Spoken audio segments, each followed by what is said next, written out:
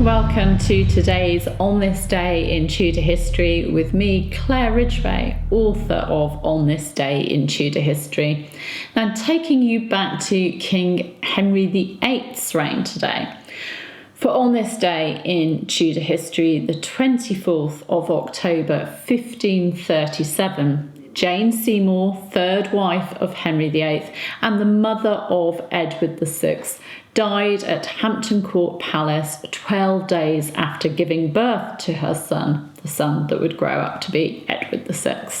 So something bad happened on this day in history. Now, Jane had initially recovered well from her long and arduous labour, a labour that was said to have gone on for at least 30 hours. But she started to go downhill in the days following Edward's christening on the 15th of October, suffering with fever and delirium. On the 17th of October, her fever reached crisis point, and it looked like Jane would then recover. But then it struck again. On the 24th of October 1537, her condition worsened and she died that night. Now, I'll share with you some contemporary accounts of her illness and death. Sir John Russell wrote to Thomas Cromwell on the 24th of October from Hampton Court Palace. He wrote, "Today the king intended to remove to Esher, that's Esher, and because the queen was very sick this night and today, he tarried, but he will be there tomorrow. If she amend, he will go, and if she amend not, he told me this day he could not find in his heart to tarry. She was in great danger yesternight and today, but if she sleeps this night, the physicians hope that she is past danger." Thomas Cromwell also received a letter from the Earl of Rutland, the Bishop of Carlisle, and others dated the 24th of October. Yesterday afternoon, the Queen had a natural lapse, by reason of which she seemed to amend till toward night. All night she's been very sick, and rather appears than amends. Her confessor has been with her this morning, and is now preparing to minister the sacrament of unction. Hampton Court, Wednesday, 8 a.m. Edward Hall recorded in his chronicle, "But Lord, what lamentation shortly after was made for the death of his noble and gracious mother, Queen Jane, which departed out of this life the 14th day of October next following. And of none in the realm was it more heavilier taken than of the King's Majesty himself, whose death caused the King immediately to remove into Westminster, where he mourned and kept himself close and secret a great while." And Charles Risley recorded in his chronicle, "This year, the 14th of October, being Wednesday, Queen Jane departed this life, lying in childbed, about 2 of the clock in the morning, when she'd reigned as the king's wife, being never crowned 1 year and a quarter."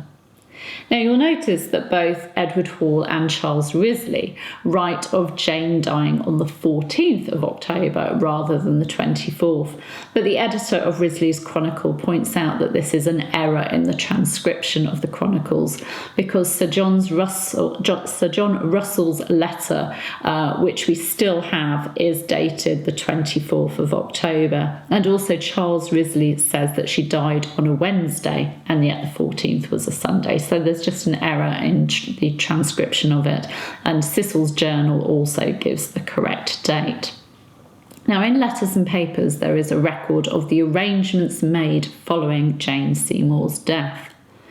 "A remembrance of the interment of Queen Jane, mother of Edward VI, who died at Hampton Court 24th of October on Wednesday about 12 p.m. in childbed. Immediately upon this heavy news, the King ordained the Duke of Norfolk High Marshal and Sir William Paulet, Treasurer of the Household, to see to her burial, and he himself retired to a solitary place to pass his sorrows. The aforesaid councillors then sent for Garter and others of the office of arms to show precedence.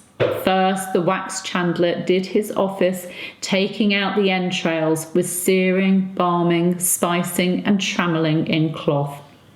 Then the plumber leaded, soldered, and chested, and her entrails were honourably interred in the chapel. So we know from that Jane Seymour's heart and entrails were buried in the Chapel Royal at Hampton Court Palace, where she died. The record then goes on to give details of the burial of Jane's other remains, her corpse, which was buried in St George's Chapel in Windsor Castle on the 13th of November 1537. Jane's stepdaughter, the Lady Mary, acted as chief mourner at her burial. And of course, Henry VIII chose to be buried beside Jane, the woman he regarded as his true wife, because of course she gave him the greatest gift that she could give, a son, a living son. And he was laid to rest beside her after his death in January 1547. And if you visit St George's Chapel today at Windsor Castle, you can see the slab on the floor in there of the tomb of Henry VIII and Jane Seymour. I'll give you links to my other talks on Jane Seymour, and also a very interesting article on Jane's labour and her death by midwife Dana Goodchild, which was an article in an edition of Tudor Life magazine, the magazine of the Tudor Society. It's a very interesting read, so definitely do have a read of that. Thank you for joining me today. You can subscribe to this channel by clicking that button round about there. It's big and red, you can't miss it. And you can hit the bell to be notified as these videos go live, and you can also give this a like if you've enjoyed it. I'll be back tomorrow with another Tudor history event for you. See you then. Bye bye.